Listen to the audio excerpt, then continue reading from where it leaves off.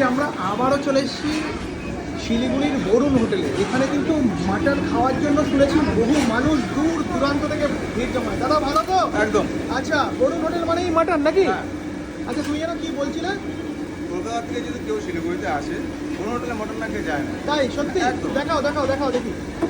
মানে কলকাতা থেকে যদি কেউ শিলিগুড়িতে আসে এই বরুণ হোটেলের মাটন ছাড়া কিন্তু সে বাড়ি ফেরে না বাড়ি নাকি? ফেরে না। মানে এতটাই সবাই পছন্দ করে বরুণ হোটেলের মাটন। বাহ, লাভলি। কত কেজি করেছো আজকে? আজকে 37 কেজি হয়েছে। 37 কেজি এরকম লাল লাল ঝাল ঝাল মাটন, তাই তো? হ্যাঁ। লাল লাল ঝাল ঝাল তো? হ্যাঁ, হ্যাঁ। বাহ, দারুণ। আচ্ছা, আর কি হয়েছে?